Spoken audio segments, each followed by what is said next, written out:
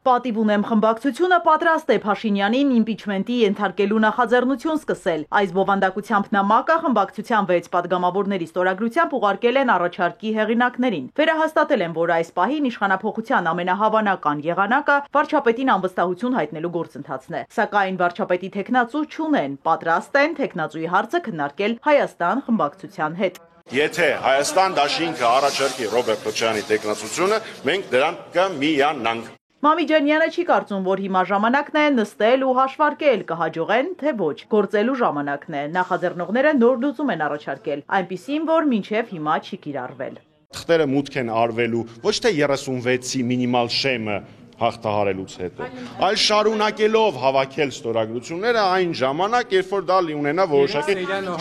շոշափելի քաղաք։ Հանրապետականը նաև պատրաստ է փողոցային պայքարի, նման ծրագիր ունեն, թե երբ կիրականացնեն, չեն բացահայտում։ Դրա մասին հավելյալ որևէ տեղեկություն այս պահին ես չեմ կարող տալ գործընթացի շահերից ելնելով։ Պատիվ ունեմ ֆրակցիայի ղեկավարը անդրադարձավ նաև Ալեն Սիմոնյանի պնդմանը, թե միջազգային հանրապետական ինստիտուտի հարցումներով Սերժ Սարգսյանի եւ Ռոբերտ Քոչարյանի վարկանիշը շատ ցածր է։ Ես մի ուրիշ վիճակագրություն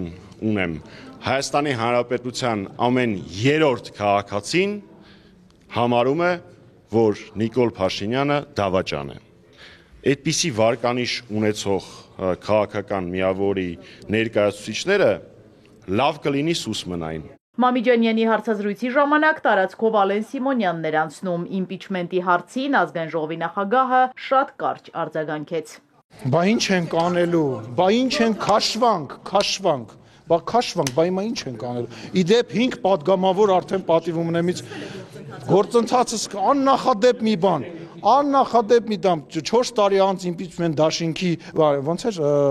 պատիվ ունեմ դաշինքը, չէի սպասում, անկեղծ շատ աննախադեպ։ Խորհրդարանի միջանցքում լրագրողներն են ակցիա անում։ Նիստի օրակարգում Անդրանիկ Քոչարյանի վարքագիծը քննելու համար էթիկայի հանձնաժողով ստեղծելու հարցն է։ Մեկ ամիս առաջ Պաշտպանության հանձնաժողովի նախագահը ճեպազրույցի ժամանակ Հռիփսիմե Ջեբեջյանից պահանջել էր հեռանալ ու մեկնաբանություններ արել լրագրողի շուրթերի մասին։ Նիստին շտապող падգամավորը մեկնաբանելու շատ բան չուներ։ Չեք պատրաստում ներողություն խնդրել, պարոն Քոչարյան։ Ձեր սիրելիսը հոգևորականը խնդրել է։ Մենք պահանջում ենք, որ դուք խնդրեք։ Նախագիծը Թագուհի Թովմասյանն է ներկայացնում։ Էթիկայի հանձնաժողով ստեղծելու առաջարկը Պատիվ ունեմ եւ Հայաստան խմբակցություններինն է։ Թովմասյանը նախ մեջբերում է ԿՊԱ-կան падգամավորի այս թեմայով մեկնաբանությունը։ Նաեւ իշխող խմբակցությունը համարում է, որ Անդրանիկ Քոչարյանը խախտել է падգամավորի էթիկայի վարքականոնը, բայց միաժամանակ, քանի որ մազերի գույնը կյաժ չէ,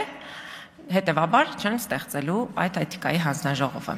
Քննարկմանը իշխող ուժի падգամավորները բավական լավ են պատրաստվել, մեկ առ մեկ թվարկում են հին ու նոր միջադեպերը։ Նույնական, տառացիորեն նույնական արտահայտություններ արել են Հայաստան խմբակցության падգամավորները։ Եթե չեմ սխալվում, կարող է սխալվեմ, Գեգամ Մանուկյանը կամ Աղվան Վարդանյանը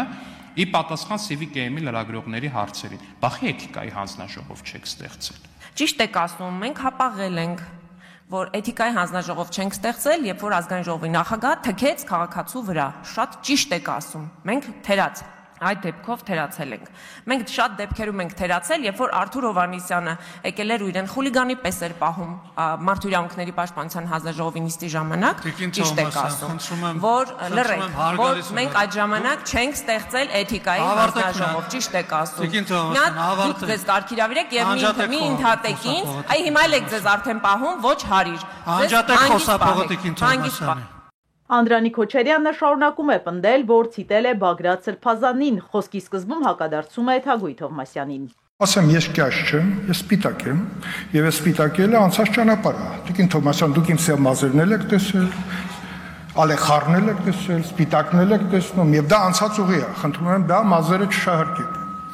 Ինչ վերաբերում է կյաժությունը եւ հարցի քննարկումը, ես ուզում եի հասկանալ ձեր զեկույցից, վերջին հաշվով դուք ինչ եք հասկացել իմ ասածից։ Քոչարյանը բացատրում է, որ իր հայտնի արտահայտությունը վերաբերել է խոսքի մաքրությանը։ Իշխող ուժը վստահեցնում է, հիմա լրատվամիջոցներն ազատ են, քան երբևէ։ Օրինակ Տիկին Թովմասյան, ձեզ շատ մոտ կանգնած լրատվամիջոցի լրագրողը օրինակ ինձ կարողանում է զանգել գիշերը ժամը 11-ին, օրինակ։ Այսինքն ինչ եք կարծում, այդ ազատության մասին չի խոսում։ Գովելի է, որ պարոն Գրիգորյանը սկսել է գովաբանել նախագահ Սարգսյանի կառավարման ժամանակները, որտեվ այն ժամանակ գիշերը 11-ին լրագրողները չէին զանգում, դե լավ էր էլի։ Դա նորմալ չի, որ գիշերը 11-ին լրագրողները զանգում են, այնպես որ գովում եք, ոնց հասկացա նախագահ Սարգսյանի կառավարման տարիները։ Կոչ եմ անում ոչ մեկ թող չհամեմատվի Սրբազան հոր arczepiskopos-ի հետ, եթե ինչ-որ բառապաշար կա, որը որ ասվում է հոգևոր տեսանկյունից, օրինակ ծնկի գալը եւ օրինակ մեղքերի թողություն խնդրելը։ Իսկ թվում է պարոն Քոչարյան, դուք հաջորդ հետ չեք անի, էլի։ Հայկ Կոնջորյանն ապացուցելու համար իրենց ճշմարտացիությունը միացրեց հանրապետական նախկին պատգամավոր Մհեր Սեթրակյանի ձայնագրությունը։ Ակաժները երևի լավ չեք ասել։ Մաքրեք մի ասում ակաժներդ մաքրեք։ Նու չի ասում շրթերդ մաքրի, ասում ակաժներդ մաքրեք, այնտեղ որևէ մեկը էթիկայի հանձնաժողով չի։ Տարենկոմ վերանսվի մցրա, վերանը չի անցրել։ Իշխող ուժը դեմ է հանձնաժողովի ստեղծմանը, առաջարկում են մշտական հանձնաժողով ստեղծել, որ բոլոր խնդիրները լուծվեն, ոչ թե առանձին դեպքեր քննարկեն։ Իզաբելլա Հովհաննիսյան, Ալեքսանդր Կիրոյան, Էպիկենտրոն։